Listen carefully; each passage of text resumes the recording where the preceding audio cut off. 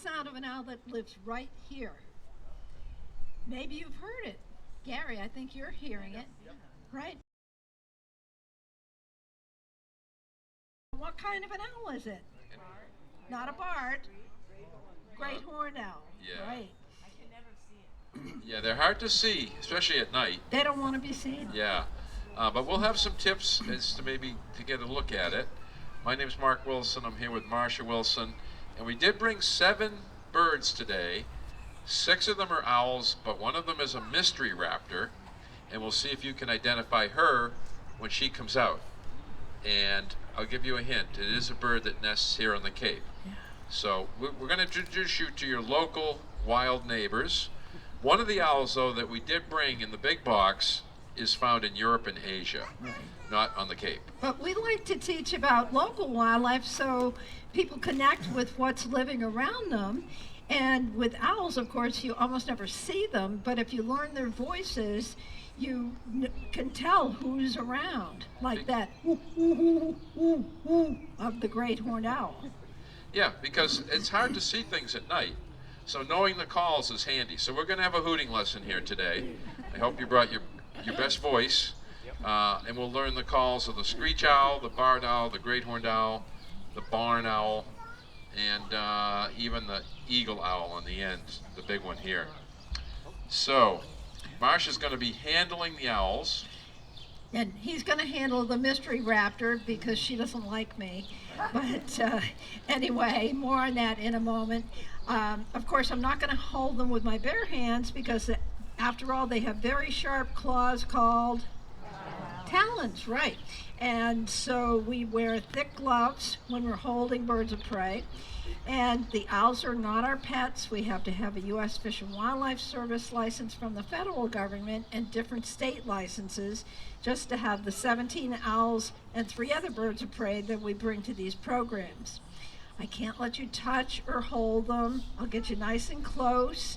And since our front line is back there, I'll walk across the front line and part way up the aisle.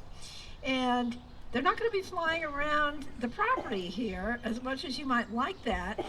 They're going to be attached to my belt, so they cannot get away. They won't be able to fly off my glove and land on your heads. And they all have a disability of some kind, so once we adopt a bird, they live out the rest of their lives with us. But we don't do rehab. So if a bird is injured, it would go to a wildlife facility where they treat them, and hopefully the bird gets released back to the wild. But the ones that, if you will, flunk out of rehab come to us, and we give them a good home for the rest of their life.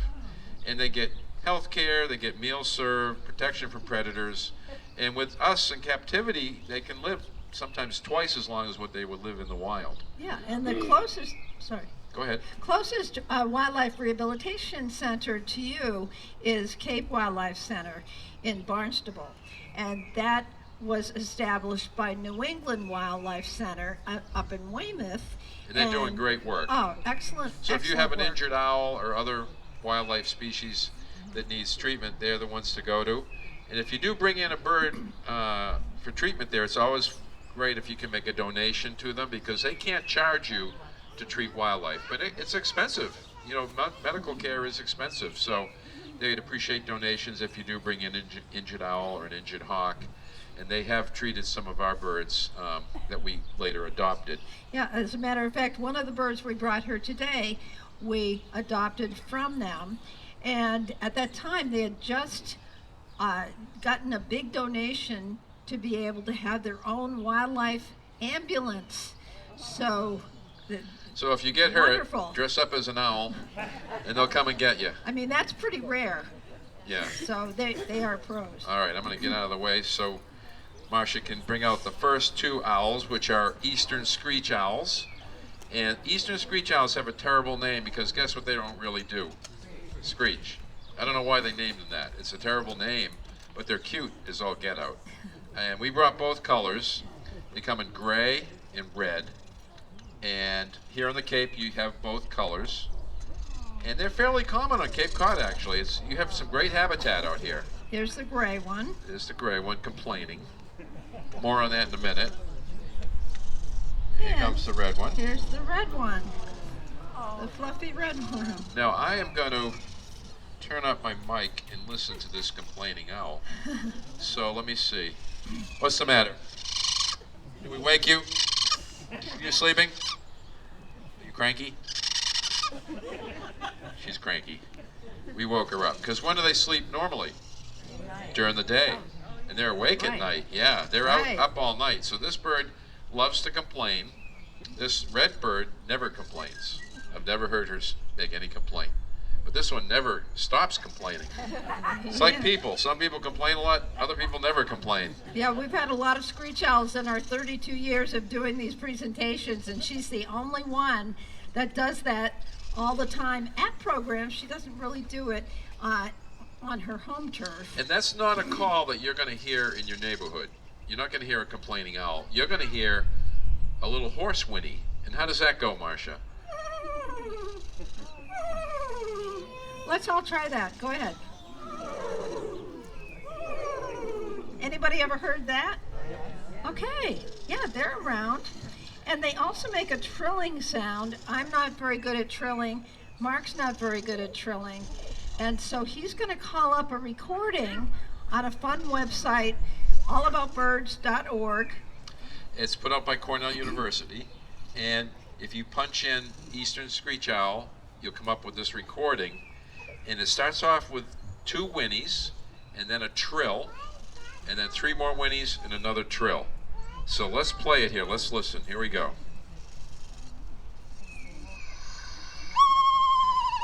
That's a whinny.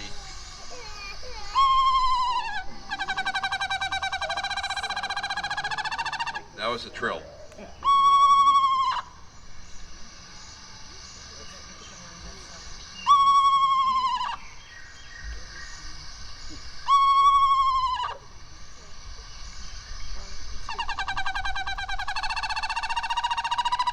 Okay, so let me hear you trill. Go ahead, give it a try. It's hard. That was pretty good in the front row here. Yeah. We have a lot of shy trillers here, though. Yeah. I think we scared off that young child with those screech owl calls. Was she reacting to that? Oh, okay. Hopefully not.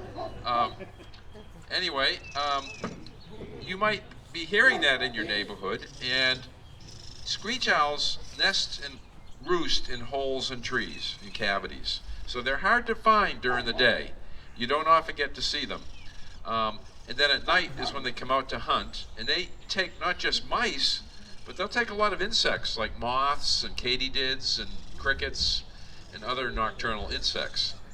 These owls came to us from Maryland, and they were part of a scientific study, and the researchers were looking at the effect of a virus on screech owls. The virus is West Nile virus, and it's potentially carried by mosquitoes. And if you get infected by West Nile virus from a mosquito bite, you're going to feel kind of crummy, but it probably won't kill you. But with owls and hawks, West Nile virus is often fatal.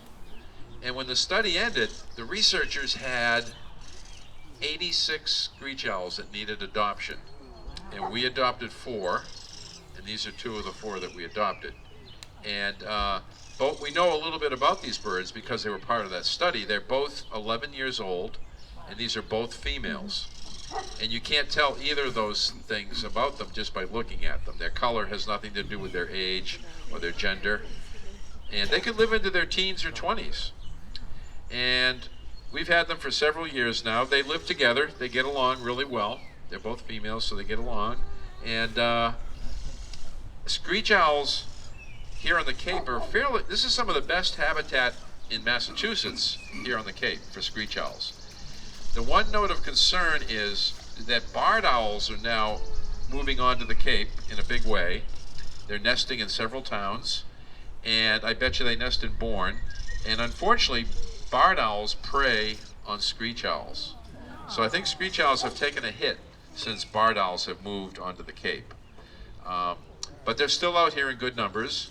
And one of the ways you can attract them to your neighborhood is to put up a box for them, a house like this. And you can build one of these out of 6 pieces of scrap pine.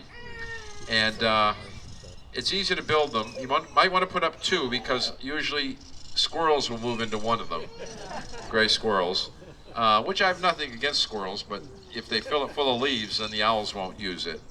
Put this up about 10 feet high, face it to the south so it doesn't catch that east or northeast wind in the winter, which is usually a cold wind.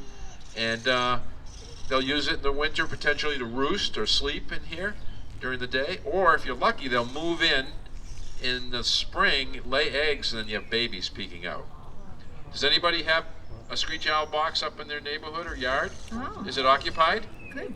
It was? Was that in the winter? In the spring? Okay. Was that a couple years ago? Okay. Did you have any babies peeking out? No. Okay. Well, you never know when they'll move back again. So it's a fun thing. There is a housing shortage for screech owls. There are not enough cavities to go around. Any suggestions on how to get the squirrels out? How to get the squirrels out? Yeah, just call Gary. And I've had squirrels move in. he's a professional squirrel evictor. Yeah. He won't admit it, but he really likes to evict squirrels. Yeah, so they're cavity nesters, Excuse me. and that's what they are during the daytime. And how much do you think these owls weigh? Any guesses? 4 pounds? Good guess, but it's way too much. 5 ounces is a very good guess. They're 4 or 5 ounces.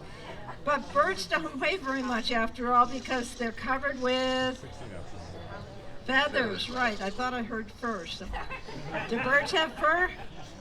No fur on these birds. Do they eat bats? Do they eat bats? Not usually. A bigger owl could eat bats, like a barred owl or a great horn, but screech owls probably don't eat bats too much.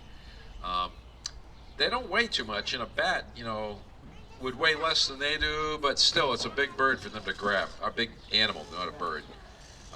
Yeah. But there's this cave down in Texas where they have Brazilian free-tailed bats, and they fly out by the hundreds of thousands. It's near Uvalde. And the owls and hawks at dusk wait for the bats to leave the cave. And they fly through the cloud of bats with their talons out. And I one time got a picture of a red-tailed hawk that had a bat in its left foot, and it was reaching out to grab a second one in its right foot. So, yeah. And then, as the bats were flying out of the cave over me, it started to rain, except it was clear sky. The bats were urinating. Yeah, that's what I said. Ew. I quickly moved, so I was out of the shower.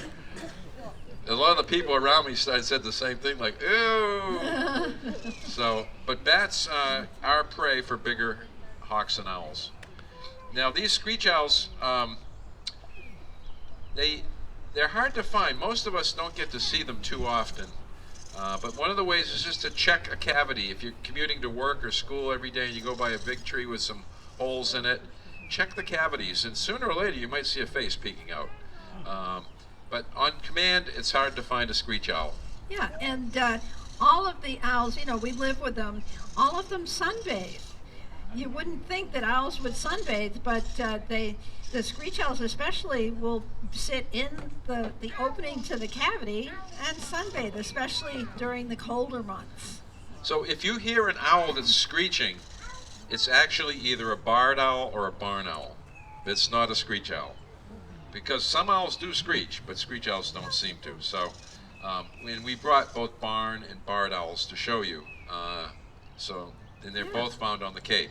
Well, sometimes we call those things up on top of their heads ears, but are they ears? Point to us on your own heads and show us where the ear holes on birds are. Right next to the eyes. Right. If you looked into the ear opening on an owl, you know what you would see? The back of the eye socket. If I looked into your ear, would I see the back of your eye socket? Hopefully not.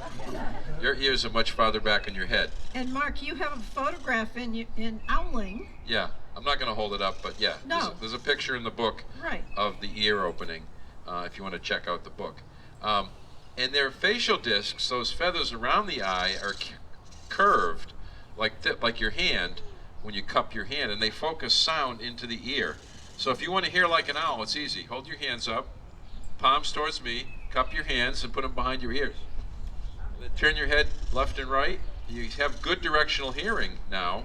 You can do both ears if you want stereo. And these feathers do the same thing that your hands are doing on the owl. And that's one of the ways they can hear little rodents underneath the snow. They can catch things they can't even see. So sometimes they hunt on hearing alone. It's a treat to do outdoor programs when it's not too hot to do so, because you can really see the detail in the feathering on these birds. Yeah. Anybody have a screech owl living in their yard? You do? In a box or in a cavity? Probably a cavity. You hear them at night? Yeah. Yeah. Okay. Now, you don't usually see them flying around during the daytime or calling. They're pretty much a nocturnal bird, so it's rare to see one flying during the daytime. But screech owls are a neat little owl, and they're our smallest resident owl here on the Cape. There's an even smaller owl called a saw-whet owl, but they migrate. They're migratory, and they do nest on the Cape in small numbers, but they're not the same ones that are here in the winter aren't the same ones that are here in the summer. So they migrate south during the fall. I'll add, it's also a treat to be outside because we don't have to put mats down to catch the droppings, which we call whitewash. And so we're fertilizing the lawn over here. We just... Yeah. Any comments or questions as we're moving along? Yes. Do they talk back and forth? Do they talk back and forth? Yes, I've heard them in a couple of different directions. Yes. So you either have a pair that are talking together, male and female yakking, or you might have a budding territories and a male saying, okay, you stay over there, I'm over here. So you might have two pairs, and there's some, competition going on for territory. And then once the babies are out of the nest and they get a little older, they can communicate with their parents, and you might hear food begging. And the bigger owls, it sounds like or psh. So if you hear a noise like that, it's a young one asking to be fed. And the baby great horned owls, some of them should be out of the nest by now, and they would be food begging They like go that. psh, psh. Yeah, if you're hearing anything like that, they're nearby. The parents are feeding them. You probably won't see the parents, but they're getting fed, and the babies are vocal about when they're hungry. Yeah, yeah. Now, was there another question? Oh, sorry, go ahead. Two questions. Two questions. One is, do they migrate at all, or they stay in one place? Do they migrate at all, or do they stay in one place? Right. For screech owls, they really aren't migratory. Okay. So they're permanent residents. The babies would disperse later in the fall. So those are the ones that might move, but they're not really migrating. They're not going south. They're not going far, yeah. They're not going to Bermuda. And then So, the other question is, you mentioned the West Nile virus. Are these owls being impacted by the so-called bird flu? are these owls being impacted by the bird flu? Some of them are, some species. This winter was a tough one for snowy owls. On Duxbury Beach, I heard that 4 different snowy owls contracted bird flu and died. They probably ate infected ducks. In Plymouth, which is right near Duxbury, had a pond where they had, I think, 60 or 70 dead waterfowl, ducks, geese, swans, that died from bird flu. So yes, it's potentially impacting the wild owls. Hopefully for us, we'll dodge that because our birds don't mingle with wild birds and they don't eat wild food. We buy farm-raised mice for them. They come from Indiana. They come shipped frozen, and we don't feed them wild food. So their likelihood of picking up the flu from their diet is pretty low, and they're not hanging out with ducks, which could carry it, or cows, which potentially are carrying it. And we don't feed them wild food because we can't be sure that people in our neighborhood aren't poisoning rodents. And you're probably aware that rodenticide poisoning in birds of prey and other predators is a huge problem. And you see this sign up here. There are currently 67 communities in Massachusetts alone that are trying to get local laws passed to ban second-generation anticoagulant rodenticides. I don't think any of us are against controlling rodents, but the poisons really, well, how does it work? They go up the food chain. So if an owl eats a poisoned rat or mouse, the poison goes into that bird and causes internal bleeding, and that's what kills the bird. In fact, we have a great horned owl that did ingest a poisoned rodent, and he almost died, but they fed the bird vitamin K to counteract that rodenticide, and it caused his blood to clot again. Because what happens is the anticoagulant rodenticides cause the bird to bleed to death internally. Or the rodents. Or the rodent, yeah. But some of the rodents build up resistance to it, and then they can carry a heavy load of it. And then when an owl or a hawk eats that rodent, boom, they get nailed and they bleed out. Yes? Just quick, will screech owls fight for territory? Will screech owls fight for territory? I think mostly they fight verbally rather than physically. So you don't see owls fighting that often, but more often they're going to hoot or trill or whinny to establish their boundaries. What we thought was a lot of screeching one night. It was years ago. It could have been a family. Yeah, we found one dead. Oh, you did? You found a dead owl? Yeah. Okay. But obviously been injured. And, it was some Okay. sort of fight, so. Was it a barred owl? I don't know what the other one was. Okay. This is a barred owl. I mean the dead one you found? No, It was a screech? Well, hopefully it wasn't a barred owl killing the screech. Yeah, because that could be the scenario too. Yeah. So the barred owl gets its name from the bars that run from shoulder to shoulder. And this bird has a little quirk. He loses his balance and then he tries to get back up on the glove. And so you'll notice that he does that repeatedly.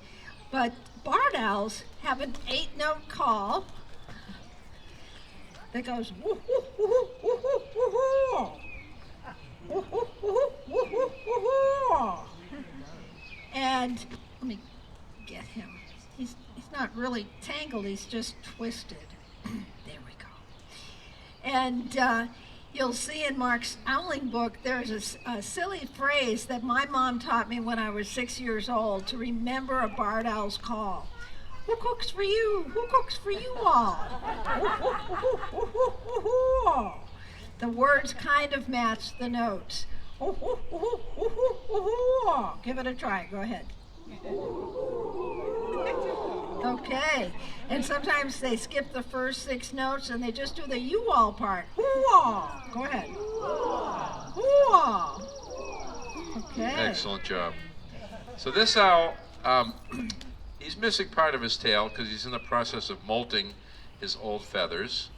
This owl thinks he can fly, but he can't, unfortunately, because he was hit by a car several years ago in New Hampshire, and the car strike broke his wing. You'll notice his left wing is kind of not moving too well, and it droops. And you need help? Oh, you're just moving by me. Okay. So yeah, he can't fly. He gets a handicap ramp in his cage, and he can come down for a drink out of his water dish or climb up high, sit up high on a nice high perch. And he does live with his girlfriend, and she also had a wing injury from a car strike, and she is noticeably bigger than he. So the females are bigger, stronger, heavier. And he weighs in at about 1.25 pounds. His girlfriend weighs in at 2 pounds. So when we bring him back to go into his outdoor enclosure later today, he'll greet his girlfriend and she'll greet him, and the love story continues. And we don't know his age.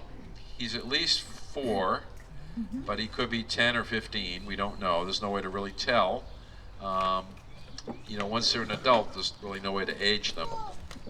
And he started to quack there. When he gets hot, he pants, and when he pants, he quacks like a duck. And it's the only owl we've ever had that quacks like a duck when he pants. I was starting to listen to see if he was going to quack there. Yeah. Birds can't sweat, so they have to pant. Yeah. I So guess- he can eat a lot of different things besides mice. They take insects, earthworms, fish, salamanders, frogs. Oh, he's starting to quack. It's kind of a quiet quack, a polite little quack. We do have one of these in Katomet. Only one? Yep, I've only heard one. Okay. Yeah. Yeah. So they 30 years ago, this was a rare bird on the Cape. Now they're nesting in practically almost every town on the Cape. What's changed? Well, partly the forest has matured and there's more cavities now for them to nest in. But also some of the warming trend that we're getting might bring them in too. That might be changing things. And there's probably some other reasons why they're increasing that we don't even know what those reasons are. But I hope the screech owls can hang on, because they do prey on screech owls. I was talking to a guy that was observing a barred owl nest a few years ago up in, I think it was Medford, Mass. And on 3 nights in a row, he saw the adult barred owl fly in with a screech owl in its talons to feed to the babies. So they can really prey on those small owls. Yeah. But I still love barred owls. Yeah, I mean, the first time you hear one, it's magical. Although, if you're alone in the woods and they let out that blood-curdling scream that they do, it's pretty scary. Yeah, it sounds like murder in the woods. A lot of people think it's a fisher when they hear it. It's not actually a fisher, it's a barred owl. Yeah, it can sound loud and murderous. Any questions as we're moving along? Yes? You said it was hard to age them. Is that true of all owls or just the barred? Okay, the question is it hard to age all owls or just of the barred owl? Unless they're babies, when they have young baby feathers, it's hard to age any owl. Yeah, it's not like a tree where you can count the rings. So I don't know of any way to age them once they're fully grown and their baby feathers have all come off. So yeah, you can't really age them any other way. But yeah. And they're full grown when they're about 2.5 months old. That's quick, huh? Imagine if your kids were that full grown at 2.5 months. Save a lot of money, yeah. And barred owls will nest either in a cavity, a bigger cavity than the screech owls, or in a stick nest made by somebody else. Owls don't build their own nests. The ones that nest outside of a cavity will take over an old stick nest made by somebody else, like an osprey. Great horned owls are more likely to use a stick nest. Barred owls are more likely to use a cavity nest. And cavities often start when woodpeckers excavate a tree, and then sometimes rot will also create a cavity. Occasionally they'll use a stick nest, but more often I see them in cavities in trees. Whereas great horns will use an osprey nest, an eagle nest, a heron nest, a raven's nest, and yeah, that's typically what a great horn will rarely use a cavity. Yeah. Mark, I have an insect for you. An insect? Yeah. What do you mean? Do you have one for me? Is this an emerald ash borer? I have no idea. Does anybody know what emerald ash borers look like? This is a beautiful iridescent green beetle of some sort. It's tiny. Do we have any insect buffs here that could identify this? Nobody got an app that will. You got an app? Is it iNaturalist? No, it's like. If you take a picture of this, will you be able to post it and see? Hopefully. All right, it's really small. I realize it's tiny. Plus, it's a moving subject, just to make it more challenging. Okay, you got it? Oh. Do you want to hold it? Okay. Well, the emerald ash borers have done quite a number on the ash trees, white ash trees, and in some towns, the DPWs are cutting down the ash trees. Now the Cape, Gary, correct me if I'm wrong, do you have many white ash trees here on the Cape?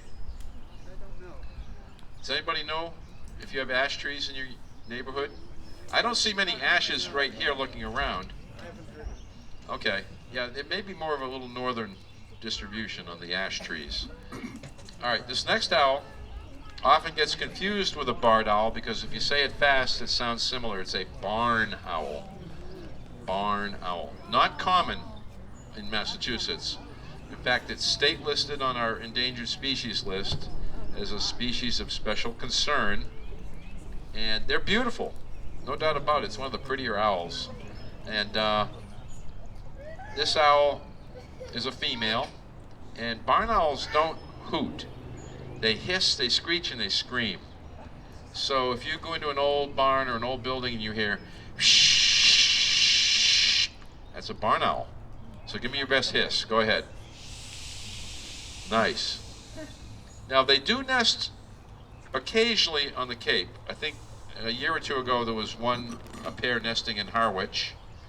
They used to nest in Barnstable. I don't think they still do. But the big stronghold for barn owls near the Cape is Martha's Vineyard and Nantucket. There's quite a few pairs out there. And they use mostly houses put up for them, bird houses put up for them.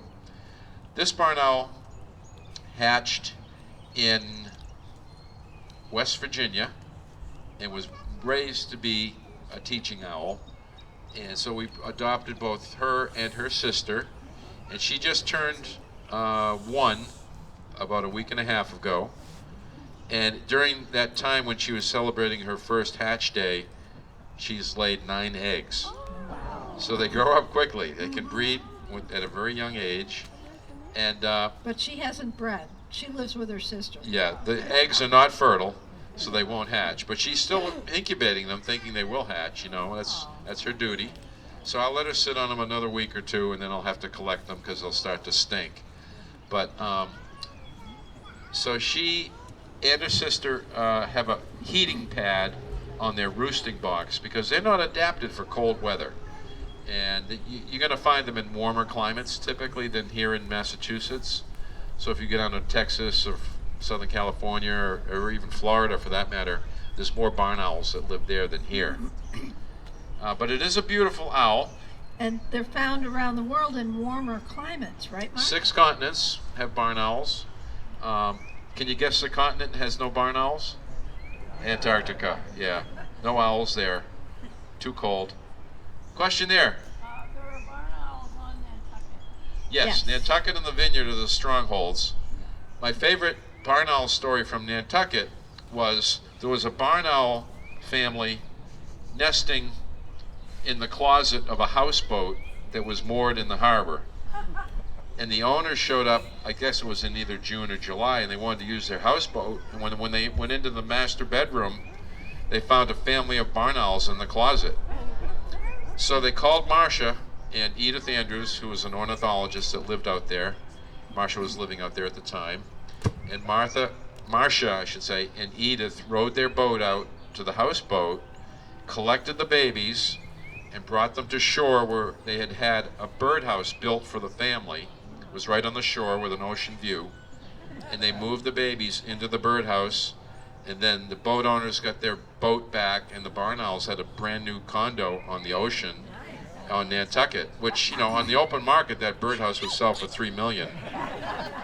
But, yeah, so they nest in some bizarre places sometimes. Typically, before there were barns, they would nest in caves, tree cavities, under the bluff of an overhanging bank, like they do on Block Island. But some winters, if we get a really bad, heavy winter, heavy, cold, deep snow, like on the vineyards one year, a lot of the barn owls don't make it. They can have dieback. And that one bad winter, which was, I think, 2014, I think close to 30 pairs of barn owls disappeared from the vineyard from either starvation or hypothermia. But then they can reproduce quickly. They can lay 10 or 12 eggs 3 times a year. They can have 3 clutches a year. So they can reproduce pretty quickly and repopulate. But they eat a lot of rats and mice. That's their specialty. And they get into trouble with rodenticides more than other owls because they eat so many rats and mice. Occasionally they'll eat a small bird, but that's not a mainstay for them. But look at the beautiful colors on her. Just absolutely gorgeous. And they have a deep facial disc They have some of the best hearing of any owl in the world. They can catch a mouse on hearing alone. They don't need to see their rat or mouse when they're hunting. But you do notice she has bare feet and kind of thin feathers. She's not thickly feathered like the barred owl that you just met. So definitely not adapted for super cold weather. And she's looking back at her carrying box because she'd rather go back to sleep. Yeah, yeah. Has anybody seen a barn owl here on the Cape? They have been seen in Chatham. I think they nest perhaps on Monomoy Island, which is a national wildlife refuge. And then after they disperse, after nesting, they sometimes show up on some of the beaches in Chatham. But it's not a bird you expect to see here on the Cape. It's a rare occurrence to see one on Cape Cod. So when you do see one, it's a red letter day. It's really a special event. So this next bird to come out is the mystery raptor, and I think I'm going to have to handle her Right. because she doesn't like Marcia. So Marcia, if you want to just comment while I'm getting her out. Yeah, this bird was a young bird when we first adopted her 9 years ago.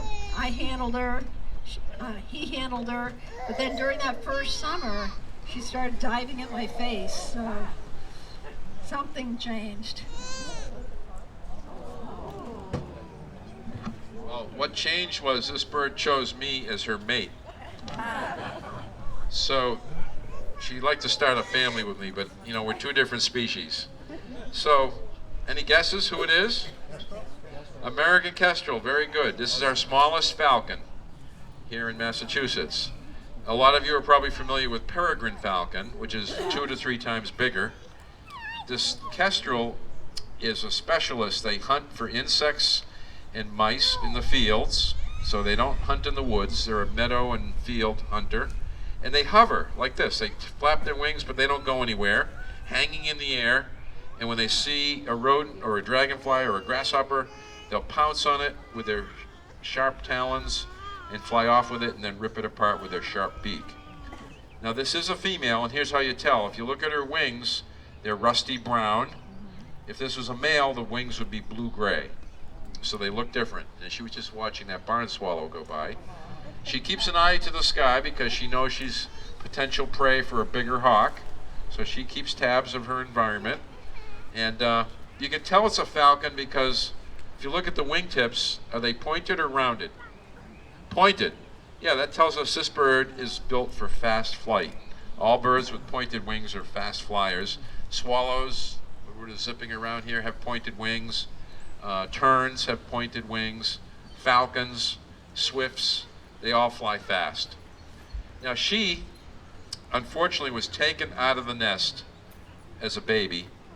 Someone took her out of the nest illegally and kept her as a pet for about a month during that critical time when she would imprint on whoever is taking care of her. Usually it would be her parents, but in this case it was a human. And after about a month, we believe the person either got tired of taking care of her or realized what they're doing was wrong. So they secretly put her in a cardboard box and dropped her off anonymously at a wildlife clinic. And when the doctor opened the box, guess what happened? The kestrel popped out of the box, landed on the doctor's head, and pooped. And she's checking out your heads. She loves heads. And that's how she would get in trouble. If she was released to the wild, she would try to land on people, and that wouldn't end well for her because not everybody would be friendly. And they'd swat at her and perhaps injured her. So she is 9 years old now. She just roused, shook every feather and get it in place because she wants to look good for the video. And she chose me as her mate, which means right now she's gearing up for courtship. And the next month or two is going to be kind of tense in our house because if Marcia's in the same room, the kestrel goes bonkers. So it's kind of like I have 2 wives. Yeah, and I'm barely managing with one, so it's like, So yeah. sometimes as the hormones are changing with her, she's not too defensive right now. She's still a little mellow, but talk to me in June and see how I'm doing. And she'll start calling a lot, and her hackles behind her head will go up. Yeah. And So I don't yeah. handle it. So what can you do?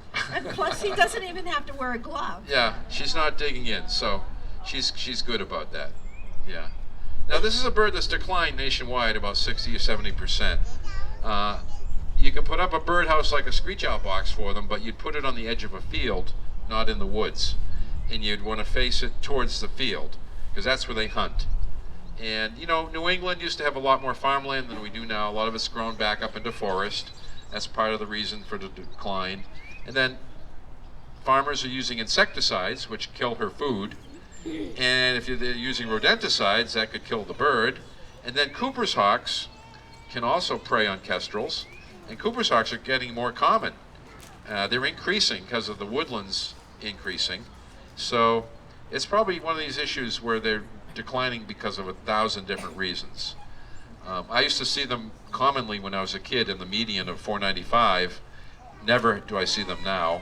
And in fact, in my junior high school, they were nesting up in the eaves of the school, and I would sit there in math class watching the kestrels zip by the window, and it probably explains why I'm such a lousy math student, because I was watching kestrels the whole time. But they're a great little bird. And see the black under the eye? That allows them to hunt in bright sun.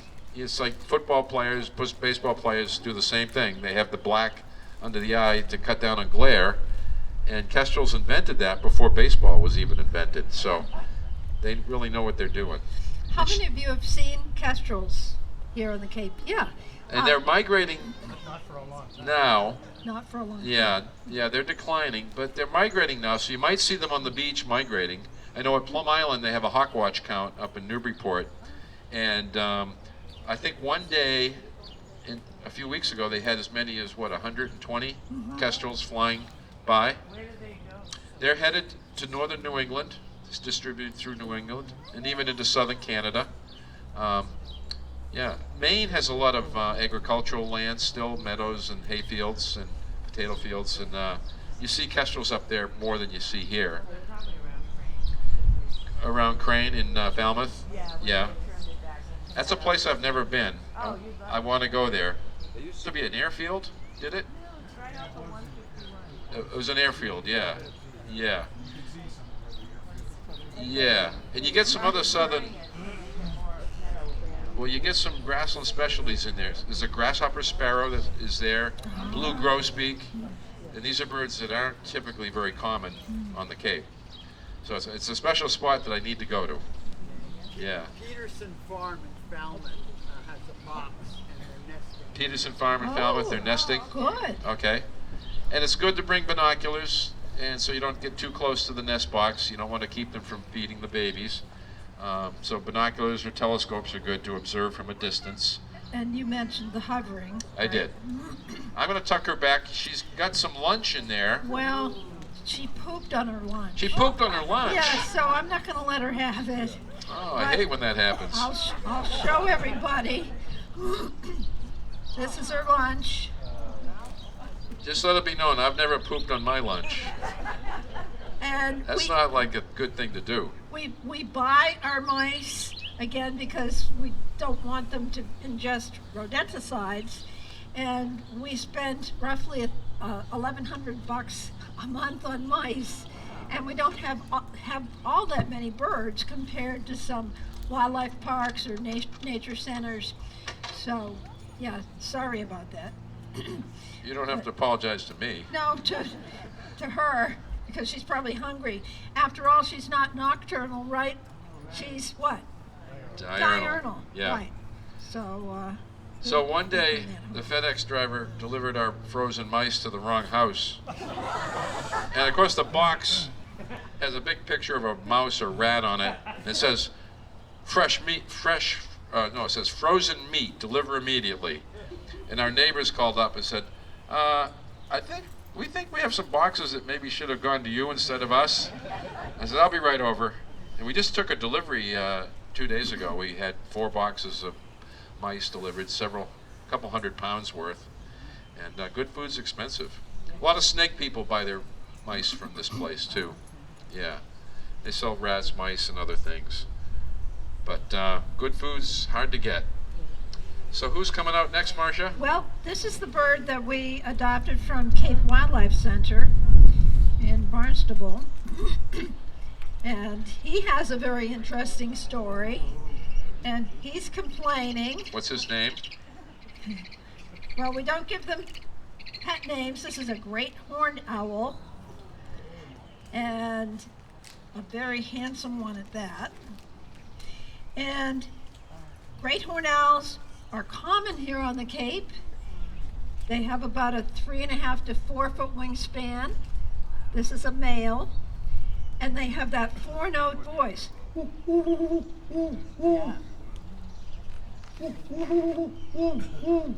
Try that.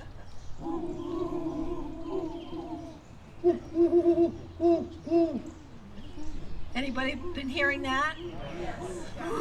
Although I will say that once the young are out of the nest, the adults usually cut back on the hooting. And you'll hear food begging from the young too. Yeah. Yeah. And they go, "Wee," or shh. Yeah. So Well- he's only just over 2 years old.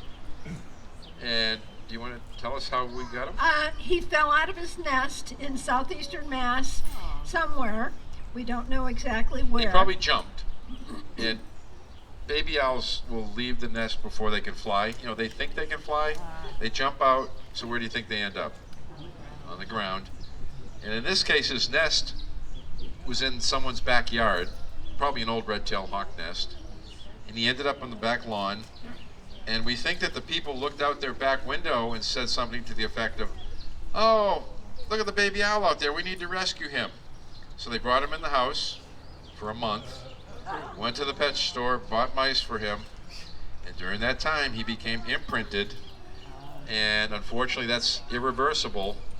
And then we believe that they called up Mass Wildlife and explained how they had rescued the owl, and now that they wanted to put the owl back into a nest. And Mass Wildlife, I'm sure, told them that's not how it works, because once they leave the nest, they're out. They're not going to go back. And they had kept him indoors the whole time. so Mass Wildlife said, "Well, by the way, what you're doing is against the law. We could fine you." So they hung up the phone, hadn't given their name, and they said, "Oh, we're going to get in trouble. What are we going to do?" And so they did something that I don't really understand. They gave the young owl to the fire chief in their town. Don't know why. Maybe you can think of a reason. I can't. And luckily, the fire chief knew a guy named Norman Smith who specializes in fostering baby raptors into nests, adoptive nests. Norman came out to the fire chief. This owl comes walking over to him. The owl wasn't flying yet. The owl's on the ground, comes walking over and is playing with Norman's shoelaces. And Norman says, "This bird is totally imprinted on people," number one. Number two, Norman said this bird's too old to go back in a nest. Number three, Norman said if he did put it back into a nest, it would follow him out of the woods. And number four, Norman said this bird would probably be afraid of wild owls. So he called us up, said, "I have a perfectly lovely great horned owl that would make a great educational bird. Can you adopt him?" We said yes. And what I'm not telling you is that a month earlier, I had called Norman to tell him our 30-year-old great horned owl had just died, and we had adopted that owl from Norman 29 years earlier. So he came full circle. And by the way, Norman is the guy that goes to Logan Airport in the winter and live traps snowy owls so they don't get whacked by jets. So he's been doing that for 30 years or more, and he's trapped many, many hundreds of snowy owls and saved them from being whacked. It's up around 900, isn't it? I think it's close to 1,000, yeah. So when he gets them, what does he do? And he releases them either at Duxbury Beach or some of the Cape beaches, or sometimes up at Plum Island or Salisbury. Unfortunately, this winter, 4 of the birds he released at Duxbury got avian flu and passed away. And They didn't make it. One remarkable thing is he'll trap a snowy owl, put it in a pet carrier, drive an hour north or an hour south, release the bird at Duxbury Beach or Plum Island, and he'll find that same bird back at Logan the next day. Sometimes, not always. Sometimes, Yeah. right. So how do they know Well, there's a lot of good food at Logan. Yeah, You know, a but lot of ducks right by the harbor. How do they know where they are? Don't know, That's but there's the a lot of thing. incentive to get back there. Right. He's got a list of things they've eaten. There's over 125 different animals on the list. Yeah, he has a picture of a snowy owl eating another snowy owl. He has a picture of a snowy owl killing a great blue heron in flight. He has a picture of a snowy owl, I think, eating blue mussels on the beach. I don't know if they're in the shell or not. But he has seen them eat barn owls, barred owls, kestrels, peregrine falcons, all kinds of stuff. So how does he catch them? He has a bow trap, and I think they bait it with either a gerbil or a pigeon. I know in the past he was using a pigeon with a little flak jacket on, and the pigeon wouldn't get hurt, but his nerves were shot because every time the owl come in and would grab for the pigeon's like, ah! Yeah. So, yeah, and the bow trap snaps shut like a giant clam, and they go over and remove the owl. Of course, there's a lot of pressure on him because, you know, he's crossing runways that are active, and you don't want to scare an owl off into the path of a jet, you know, when they're taking off, because if they ingest an owl into the engine, it could flame out that engine. We all remember the Hudson River incident where they hit Canada geese, and it can bring down aircraft. So, yeah. But because of Norman Smith, nationwide now, airports tend to live trap birds like owls on the runways rather than shoot them. So it's really made a big difference. Well, let's look at his feet. Is that fur or feathers on his feet? Looks like fur. Do birds have fur? Looks like fur. Mammal- Acts like fur. Mammals have fur. We have fur, but birds They're have feathers. Yeah. They're teeny tiny little feathers, and you can see when you see these owls up close, they're very specialized feathers around their faces, on their bodies. So the diversity of feathers is just amazing. And I grew up with a great horned owl that my mom used among other owls in programs like this. And that great horned owl lived to 43 and a half years old. And that's who taught me how to hoot. So, And they can take down bigger prey than the other owls. You know, they can take down skunk or young raccoon or woodchuck or duck, big squirrels, big snakes. Years ago, a friend of ours was photographing at a great horned owl's nest. I think it was in Milton. And this is in the days of film, before digital cameras. And he saw the male fly in at dusk carrying something. He snapped a picture, the flash went off. He sent his film off for processing, and when we got his slides back, he saw that the owl had brought in a small poodle. Yeah, I think it might have been a toy poodle. I think it still had the collar on, if I remember right. Yeah, but yeah, they can take small cats and dogs. But you all know that coyotes are more of a threat to pets than the great horned owl would be. So this last owl, Marsha's bringing in some extra support because this owl is heavy. literally, after my arm gets tired. This next owl weighs 10 pounds. She's not a native owl to here. This is a Eurasian eagle owl. And she will stare at you. She likes to stare at people. She doesn't stare at you, she stares through you. And you know what she's looking at? Your soul. You'll see. And she's got big orange eyes. She has a very piercing look when she looks. So it's going to take her a second to get her off her perch in there. She's probably, No, she's behind it, she's behind the perch, okay, and she's hissing. which is normal. No worries there, but this owl likes to just lounge. She doesn't really want to come out. Plus, I think we'll have to move the Poster, poster. okay, Not right now, but okay. for the next show, so I can get my feet under there. Yeah. Here we go. Get the big feet situated.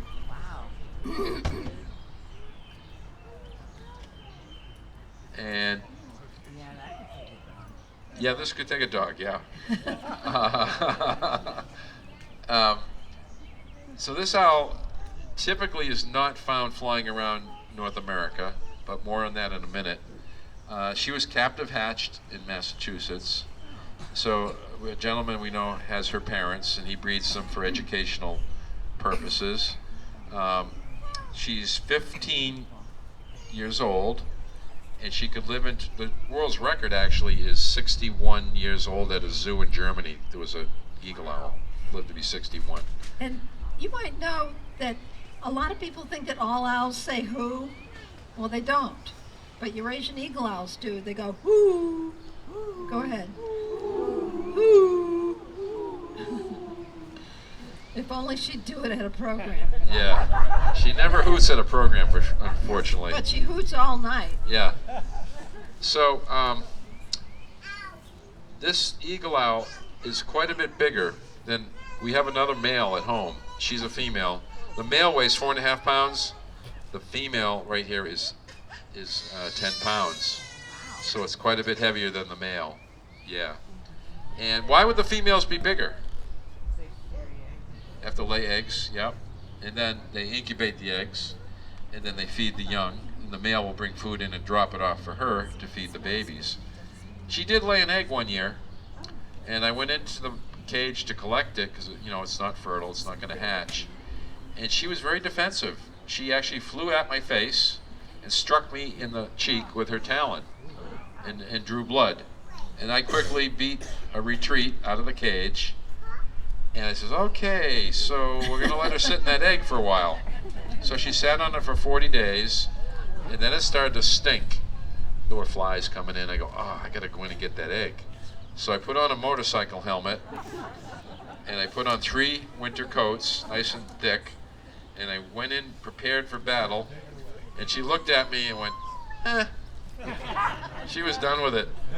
So I took it, put it on the compost pile, and I think a raccoon had a rotten egg supper. But she doesn't lay eggs every year.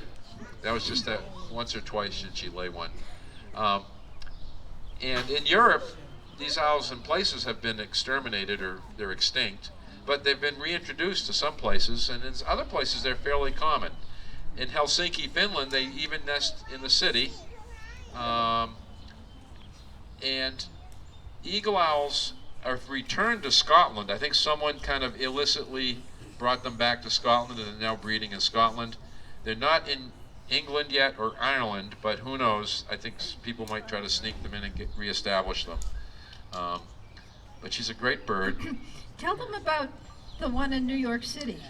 Okay, 2.5 years ago, someone went into the zoo in Central Park where there was an eagle owl on display, and they cut the cage and released the owl into Central Park.